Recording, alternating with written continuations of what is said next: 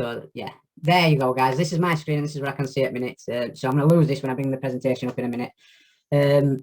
Thanks all for coming on. Today's based all around your exercise. If you've got any questions, write them down and I'll grab them at the end. Or Dave, who's on the call, just put your hand up, mate, and I'm happy to speak to you. If I'm talking too fast, I'll probably do a couple of sections, just check the chat, see if there's out in there, answer your questions, and then I'll move on. So let's get started.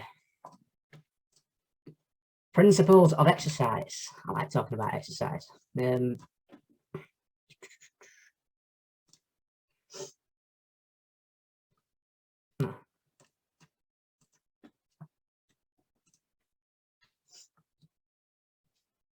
Principles of exercise. Resistance training. Would you have guessed that resistance training were going to be the first thing I talk about? Obviously, I'm a big advocate for people doing resistance training, and these are the reasons why that I've got listed here. So the more obvious one is it makes muscles bigger and stronger. It can help you move more efficiently. Just stuff like that we maybe take for granted, but as we start, I'm 49, and I know a lot of guys in here are either coming up to 40 or well on the way past 40. You want to still be able to move well as you get older. Stuff like picking a young one up, picking a kid up, getting out of bed on a morning, putting your trainers on, and that stuff you start to notice as you get older. And it's resistance training does aid you being able to do all this kind of stuff. It's making your muscles more efficient, basically.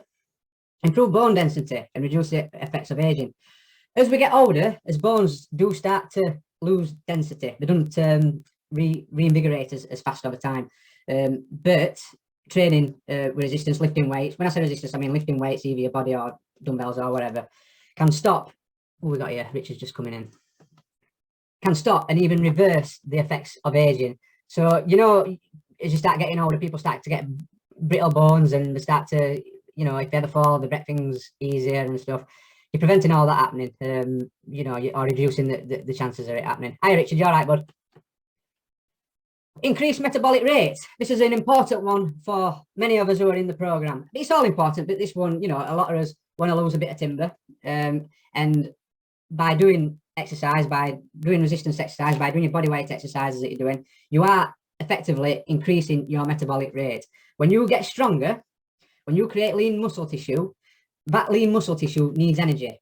And that means that it needs, when you're creating more lean muscle tissue, you need more energy. So your body effectively needs more fuel, which is your food. Yeah. So over the long term, you can get away with eating more food and still losing body fat or maintaining your weight, once you get to your goal. So it is really important for sustainable fat loss. It can increase speed and explosiveness. We all like a sports, or many of us like a sports. I know John likes John was playing football the other day. Whether you're playing football, whether you're playing golf, anything along, anything that involves, Richard's coming back in now. Anything that involves movement, it can aid that. I remember when I played football when I was younger, I weren't particularly fast. I weren't. It's not something that I excelled at football, but I remember. Hi, Richard. I'll just stick you on mute, mate, for now. If you've got a question, I'll just stick your hand up. As I got older, we're doing resistance training for a while and consistently. I noticed I got a lot better at football. Now I didn't get, I won't go in playing in Premier League or all like that, but I did get a lot better. Just stuff like kicking ball harder and holding people off and stuff like that. And if you're doing right exercises, it translates over to all sorts of different sports. Even like cycling, I know John's in here, he likes his cycling. It'll make you better at cycling, and it does carry over to sports really well when you're selective of your exercises. Alleviate pain in problem areas such as your lower back. Again, it's a common theme with men. We have problems with us back as we start getting older, and in other areas as well, like knees and even hips and stuff like that start to get a bit dicey. Doing resistance training can make all your joints stronger because it improves your ligament and tendon strength, and that includes your lower back. And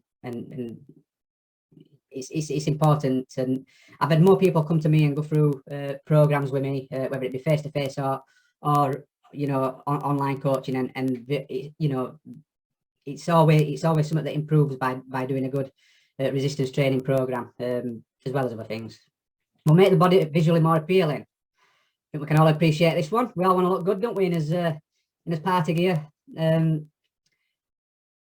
It basically speaks for itself. I mean, vanity is the reason I got into lifting weights. And for example, if you're just doing cardio, yeah, have you heard of this skinny fat body? Yeah, we've all heard of the skinny fat. That's from just doing cardio and not doing any resistance. You're just basically dieting. You're dieting your weight away. The problem is when we do that is we lose weight from everywhere. We lose muscle, so his muscles are getting weaker. And they don't look as good. You want to keep that muscle tone in your arms and in your shoulders, and wherever you want to look good, you want to keep muscle tone. Muscle tone looks good. Improve heart strength and improve cardiovascular output. Often underrated, but basically lifting weights will make you fitter. Yeah. If anybody's lifted a weight and gone close to failure, you'll always notice how out of breath you get. We've done this bit, haven't we? Common misconceptions. Lifting weights will make you bulky. It just don't work like that. I've been training 20 years now, 25 years, and I'm not bulky. I'm lean, I'm strong, I'm not bulky. These guys that you see that are walking around like this are either genetically really like built for going that way, but for being like having that bodybuilder puffy physique, or they're on gear. Yeah, you're not going to just start getting bulky just by starting to lift weights. It just doesn't happen. All right, what you will do is you'll make your body stronger and more efficient. You need to join a gym. You don't need to join a gym to lift weights. You can. I was talking to a bodybuilder the other day, and he when he's not really pushing the envelope to be on stage, he trains at home quite happily and just focuses on his tempos and his techniques and stuff like that, using just a set of dumbbells and that sometimes. But you can even less than that. You can get very far with just your body weight. Yeah, especially with some goals we've got inside the group. You can really push towards your goals using just body weight. I've had people come out of lockdown last year, not having a gym, using only body weight, and they've got some amazing transformations. So don't let not going to the gym or not having time to go to the gym or the freedom or whatever to go to the gym make you believe that you can't achieve results. You can achieve amazing results. And you need to go balls to the wall every workout to lose weight. It's just not the case. Again, it's like I touched on this other day. The workout that you do only equates to a small amount of the calories you burn in any given day. The rest of the calories come from how much you're moving, how much you're eating or not eating, and your digestive system and stuff like that throughout the day. You don't need to go balls to the wall. Sometimes you're going to be feeling it. You're going to want to do a tough workout and you're going to want to push yourself a bit, but you don't need to do that every time. You can go in and go through motions and just focus on technique and whatnot. Sometimes it doesn't have to be a killer workout every time. All right. Make sense? Yeah. Let's move on. Training terminology. I'll try and fly through this. RPE, rate of perceived exertion. Yeah, so when you're in the gym and you're training, when I'm training people and they're in the gym and I'm coaching them, I'll give them an RPE instead of telling them what weight to choose, because you're not there all the time with them, then I don't always know what weight you've got to, what weight you should be using. So a good way to manage this is to use the RPE system, and like it's a scale of 1 to 10. If you're at 10, you're pushing to failure. If you're at 1, you're basically doing a very light warm up, and everything in between, like 9 being close to failure or just on the edge of failure, 8 being very close to failure, 7 got maybe a rep or 2 left in the tank, 6 couple of reps left in the tank, 5 it's you're just getting a little bit of pump. Does that make sense? Yeah. Compound movements. A compound movement is a multi-joint exercise, yeah? That's basically what a compound movement is, and that's what it's referred to. A multi-joint exercise such as squats, deadlifts, bench, dips, shoulder press. An isolation exercise, it's where you're just targeting one small muscle, maybe your deltoid or your calf or just your chest, but you're just trying to isolate that muscle, or a bicep. AMRAP, as many reps as possible or as many rounds as possible. It can mean either. You're either doing a round of exercises or you're doing as many reps of one exercise within a given set time. Failure. It's good to fail when you're doing exercise, when you're doing resistance training. It's good to push to failure, because that means you're stressing the muscle and it's going to cause an adaptation. You pushed it to the maximum, basically. Tempo, that is the speed in which you're moving the weight. Yeah, and it's something that we're manipulating. I'll touch on a bit later on. A lot of time, people who are new to the gym, they'll go to the gym, they'll pick some weights up and they'll just start throwing it about. and they're not controlling and moving and manipulating the weight properly. And that means the muscle's not doing all the work. It's momentum, and they're just rushing it basically. And they might do 10 quick reps, but they've got nothing near to failure, and they ain't got a good contraction in the muscle. So your tempo is really important. Drop set, superset, giant set. So drop set is doing the same exercise but lightening the load straight after, and continuing and going to failure. It's just a way of causing an adaptation in the muscle and getting extra exhaustion. A superset is when you're pairing either opposing muscles up or the same muscle group up. You're pairing some exercises up to either so you can get more volume in, or you're getting extra volume into one muscle. And again, it's just a technique to cause failure in your muscles, and again, adaptations. And a giant set, that's pairing like three or above exercises up. So it's like a superset, but extra sets. Core. I know what we all think of when I say core, we all think of as abs, yeah? But your core is actually, it's not your abs. Your abs are a layer of muscles that are covering your core, yeah? So your core is it's called your local muscles, yeah? They're the muscles that are underneath that keep you stood upright, that keep your body posture all nice and strong, and keep all your spine nice and strong. When we're referring to core, we are referring to all the internal muscles that keep you strong, basically. If you're mentioning abdominals, that's like global muscles. They're the ones that you can see, yeah? Mind muscle connection. So this is another technique that's used to get the muscle to failure, to get the most out of an exercise. And it's basically, when you are doing any given exercise, you concentrate on that muscle that you are targeting, and it just helps you get that extra little bit out of it and gets you extra little pump, and again causes the adaptation. It's a common technique that bodybuilders use, and it's not always easy. It takes a lot of focus sometimes to really get that connection and push yourself. Sorry, you said something, Richard? Oh, sorry, mate. No, sorry. The mouse here, I thought I was a more. You don't have to apologise, mate. I just thought you had something to say, that's all. And progressive overload. This is the main go-to strategy for causing muscle adaptations, by overloading the muscles. And I'm going to explain a few ways how we do that in a second. And PBs, personal best. If you're hitting PBs, if you're hitting personal best on any given exercise, that means you're getting stronger. That means that you're creating lean muscle tissue. That means that you're increasing your metabolism. Yeah. It means you're increasing muscle in a certain area for the look aspects. So hitting PBs and focusing on working towards PBs is an important aspect sometimes. All right, especially as you get more advanced as well, because in the initial stages you can see a lot of progress, especially in the initial 6 to 12 months. You can see a lot of progress, and then things start to become a little bit slower in the progress department, and you have to work at it a little bit more clever, so to say, and a little bit more focused and dynamic. But you can just look at a weight initially and kind of see progress. But this is drilling into you the proper routines and rituals to go through and get used to doing it correctly, basically. Compounds, isolations. Just a quick overview of what's what. During this program, you will focus on compound movements a lot. Because it's a multi-joint exercise, that means that you're recruiting more muscle fibers. That means you're getting more bang for your buck. Yeah. So if you're short on time, compounds are a must. In fact, compounds are a must for any exercise program, and you just put the isolation exercises in there around it. So your main compounds, yeah, they're like squats, deadlifts, pull-ups, chins, military press, shoulder press, press-ups, dips, bench press, hip thrust, cleans, swings, rows, and there's more. There's always variations to these exercises as well. But if you have a routine where you're doing squats, press-ups, and shoulder press, then you're going to make good progress from doing them and focusing on them, and you can just focus on getting stronger on them exercises.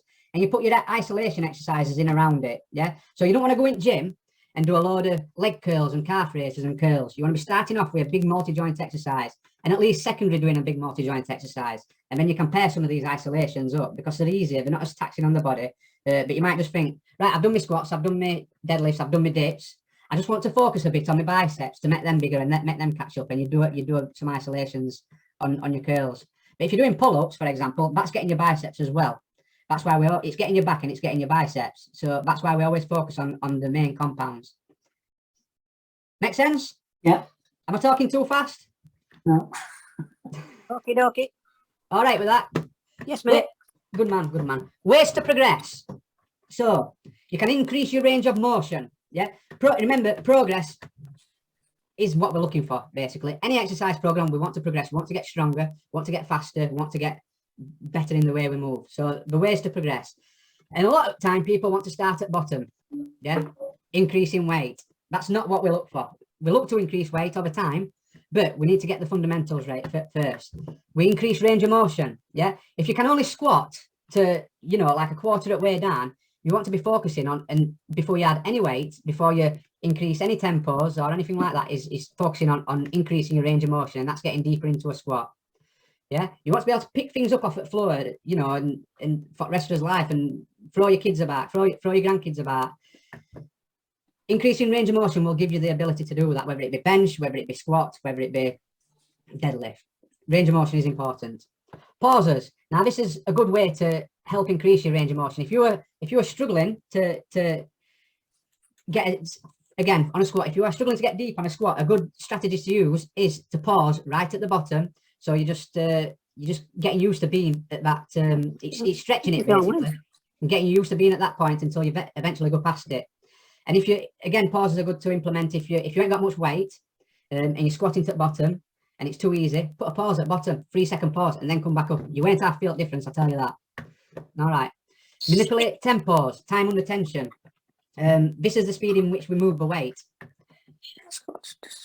For example, bench press. A lot of time we focus on just pushing it as fast as we can. It's a common theme, but we need to be focusing more on the negative part of the motion as well, the part where we're lowering the weight to his chest. And that's always a part that when we're in my program, we're always focusing on the negative movements as well. So like, for example, you might have a 3-second count on the lowering phase. So, you know, it's nice and controlled.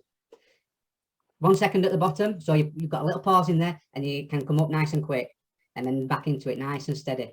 And you can manipulate tempos. Again, if you're working out from home, if you're just doing body weight and I don't know, press ups are getting a bit easy, we slow them down. Just slow them down. There's always ways that you can progress without having to load weight up. Slow them down, put a pause on. You see where I'm going with it? Mm. Decrease rest between sets, another way to progress. If you are doing 10 reps with 2 minutes in between, yeah, you're just struggling to get 10 reps out. You might be you're aiming for 10 reps, but you're only getting 8 or 9 out. Then week after you get 3 sets of 9 out, and then week after you get 3 sets of 10 out. Week after you can lower your rest to 1 minute 50 or 1 minute 40. You've got less rest, so again you're causing adaptations and you've got to try and do it again. Another way to progress, guys. Add volume, more reps or more sets. If you do 3 sets of 10 1 week and it feels a bit easy, put another set on. You'll be close to failure week after. Increase reps.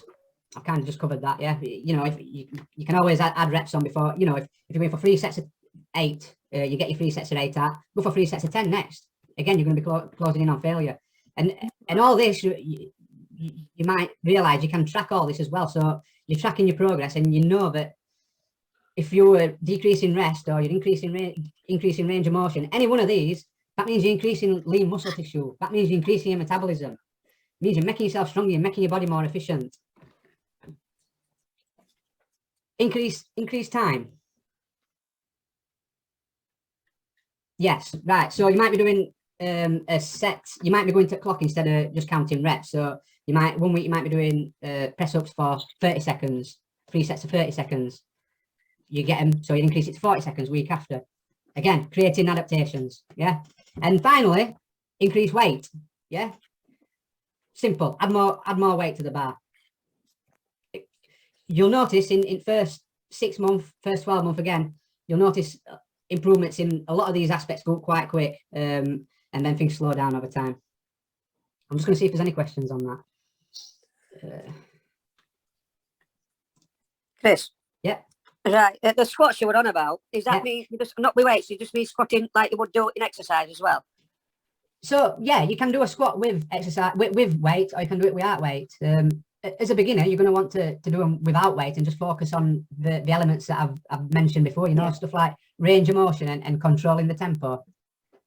Yeah, like you said, I'm not really bothered about getting bulky. I'm into this going at gym like me. I just like with press ups. What's the best way to start with press ups? Is it doing 3 sets of 10 or 3 sets of 5 or whatever, so on? 3 sets of 10 I'll do it to start with.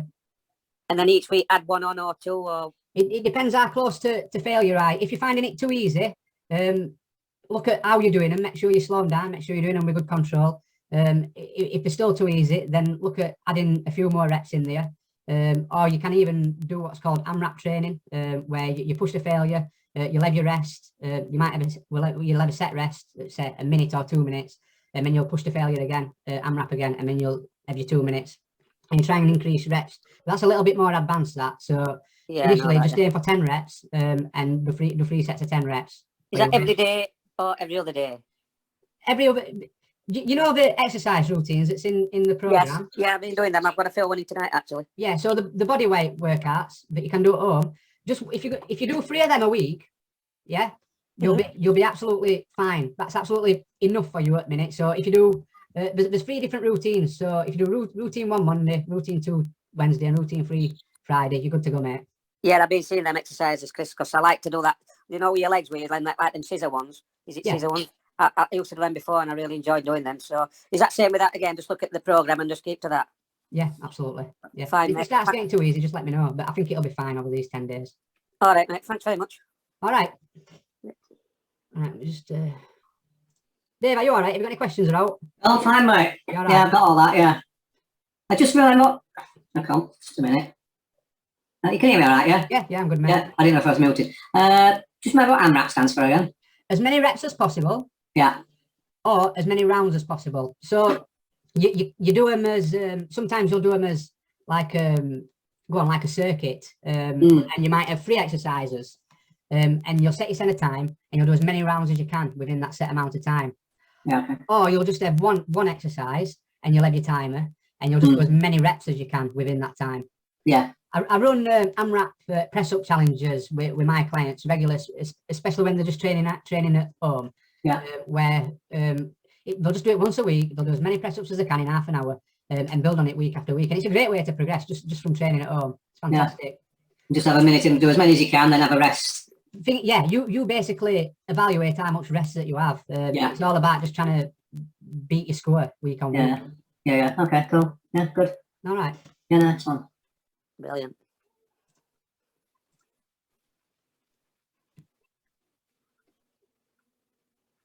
Covered that, haven't we? What can you use? So we've got free weights. That's like dumbbells, barbells, kettlebells, balls, you know, the slam balls, and then you can get wall balls, tires, and clubs. You can use a tin of beans as a form of resistance. Again, I go back to this bodybuilder I was talking to the other day, but he was talking about how little weight you can actually use if you've got a good mind-muscle connection and good focus and good control. But yeah, that's just an example of some free weights that you can use. If you're in a gym, you should always be looking for free weights over the machines and stuff like that, because there's a lot more recruitment to like guiders and stuff like that. And I forgot the word now. Let me think. It recruits more muscle fiber, basically.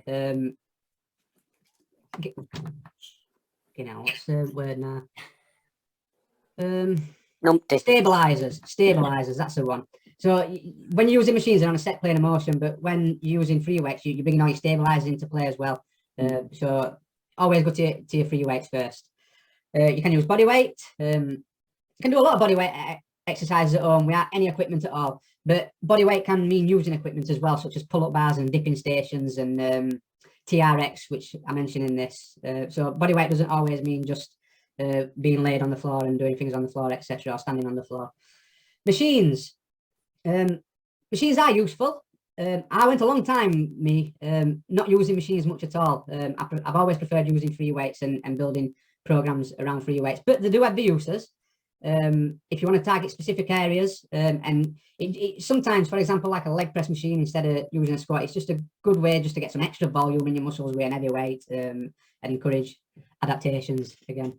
They're good for targeting specific areas, and sometimes if you are coming off an injury, and you're not comfortable using the free weights, then you might want to start off with machines to build up some strength as well. And it's nice to have some machines in there as part of the program, but like I said already, your free weights are king.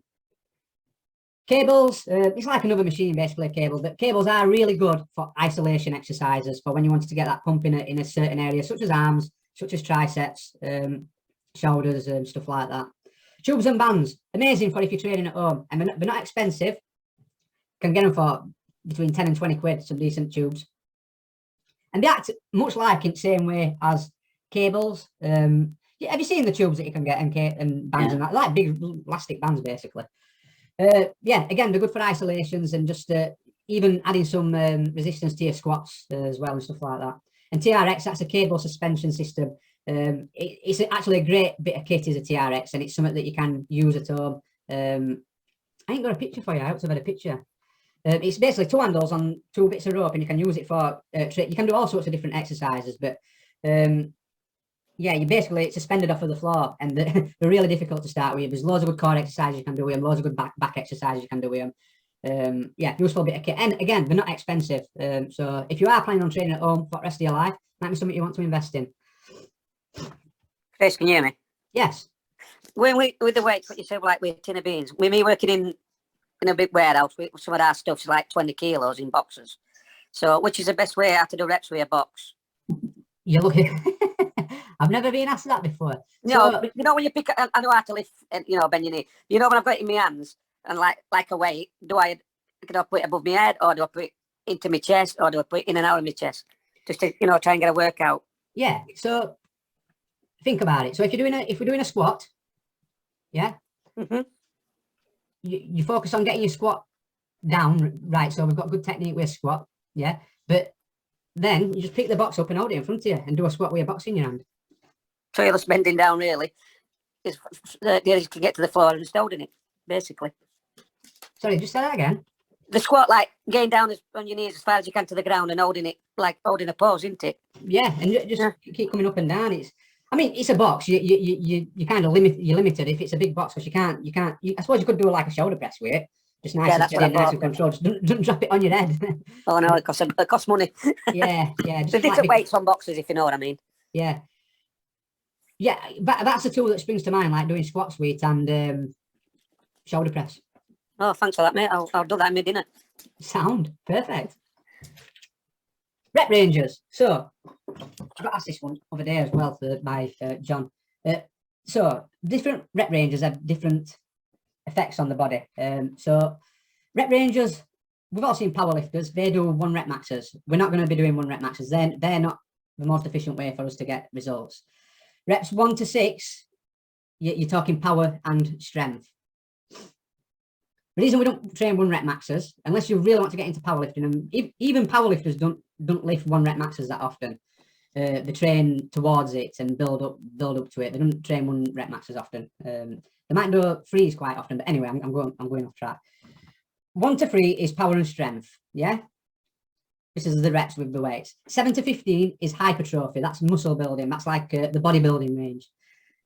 More tightly 8 to 12, but I like 7 to 15 is like the hypertrophy range, and then 16 and above is more around muscular endurance and fitness. But there's a big but with these. They all intertwine. Yeah. So if you're training power and strength, you're still going to get muscle hypertrophy. You're going to get large amounts of muscle hypertrophy. If you're training hypertrophy range, you're still going to get strength increase. Yeah. You're still going to get muscular endurance. And the same goes for 16 and above. It's still going to cause adaptations if you're going close to failure and pushing yourself. With that said, longer term, it's a good idea to have aspects of all rep ranges in your program. But initially, for us guys, where we're at, we want to be around 8 to 12, 7 to 15 rep range. Yeah, that's your body will respond absolutely perfectly to that rep range. And then as you get more advanced, you start playing about with higher rep ranges, getting pump into your muscles, such as frog pumps and stuff like that, and lower rep ranges going for strength and power. And I call it power building. Yeah, so you're using power lifts to build strength and muscle in the areas that you want as well. I hope that makes sense, because it can sound a bit confusing. Dave, does that make sense to you? Yeah, it's something I've done before when I've done gym work before, so I know what you mean. Yeah, when you start working with more reps, you're actually putting more toil, if you like, on your muscles, aren't they? So they're developing more. Yeah. It all carries over to each other. They all complement each other, and that's why it's I've got friends who are powerlifters, and you'll see them doing 7 to 15 rep ranges, because they want to build muscle that they can turn into strength, and they all complement each other. And like I said, where we're at the minute, 7 to 15, 8 to 12 rep range is absolutely fine, and that's really all you need to be focusing on, is pushing to failure within them rep ranges. And then as you get more advanced, you can start thinking about putting your powerlifting in. But you don't want to be doing powerlifting, big dirty lifts, when your technique's a bit dodgy and you ain't got a good range of motion.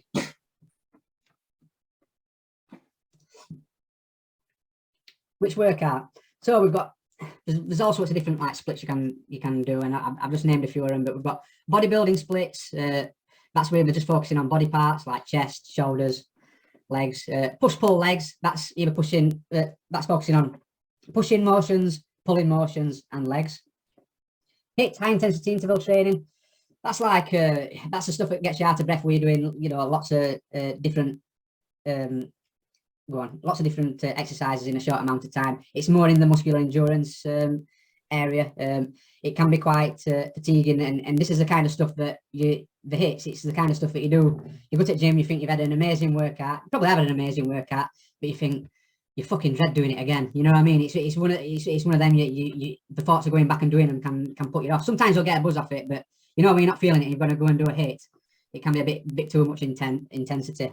Full body workouts, focus training. This is my personal favourite at the moment. I've done a broad spectrum of different programming and programs, and I do like full body workouts. As I'm getting older as well, I feel like my body recovers a lot better, and that's why you'll notice that there's you know, the exercises that are in there. We're not doing just body parts, but either upper, lower, or full body. I do feel like they are the way forward. Is just, it depends on what your goals are, but we're not looking to stand on stage or in this group. You know, we want to get lean, we want to get stronger, and we don't want to feel like we can't walk on that day after his workouts. You know what I mean? We want to be able to go about his daily business. Full body workouts, it's really good for being able to, you know what I said earlier about focusing on getting stronger and progressive overload, and that meaning that you're improving your physique and that.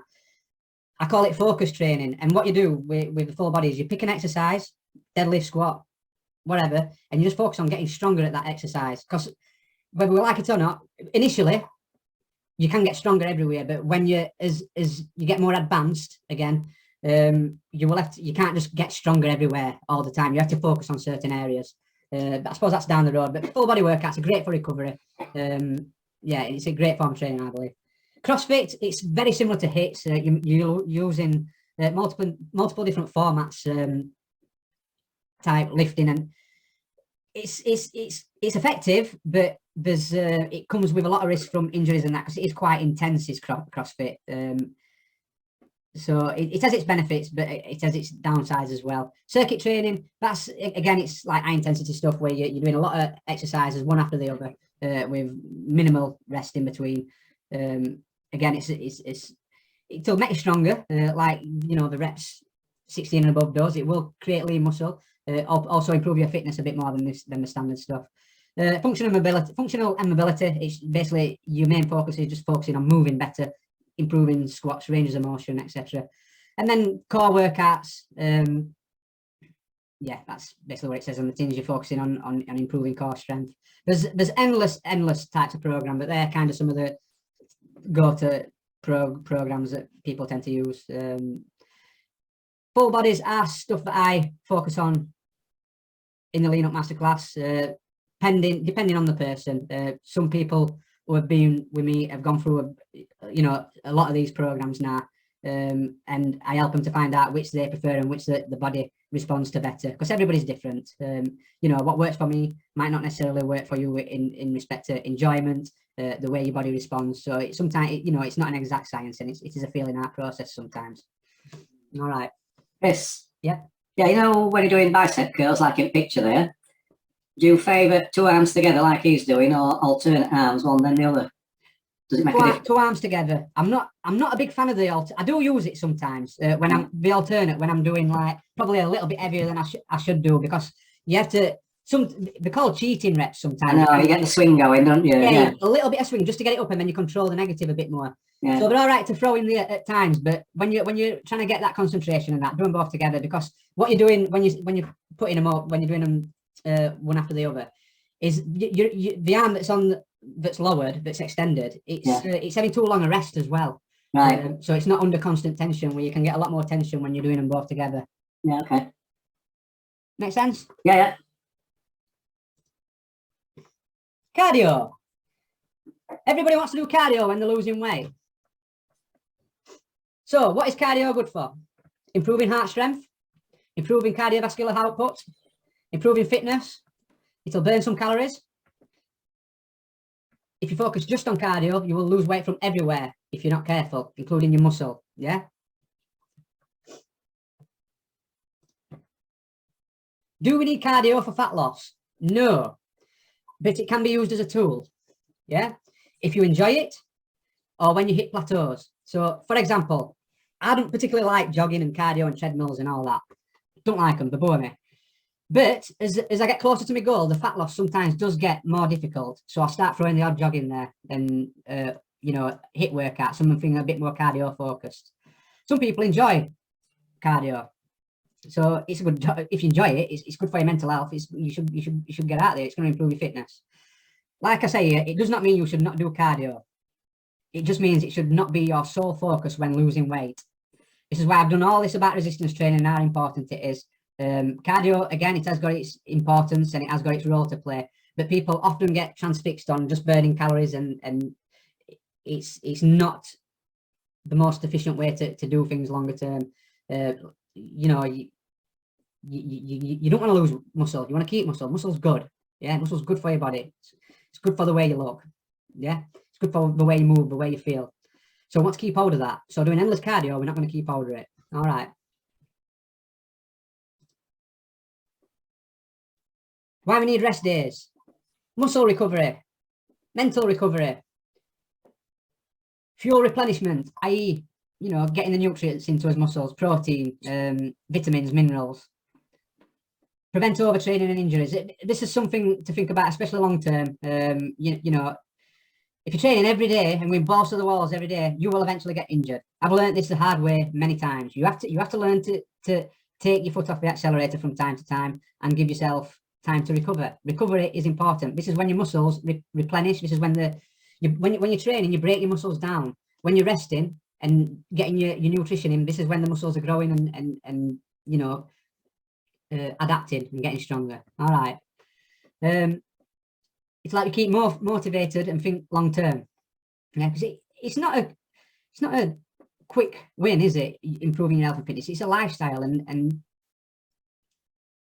again, if you go balls to the wall, you want to fix everything in a week or a month, then you'll ultimately lose motivation, because you may see some results, but you won't get to where you want to go, or you've tried too hard too soon and you end up burning yourself out, right? So it just helps keep motivated. Make sure you get your rest in between. Every third day at least, I put on here. So train one day, train day one, train day two, rest day three, or every rest day in between each workout.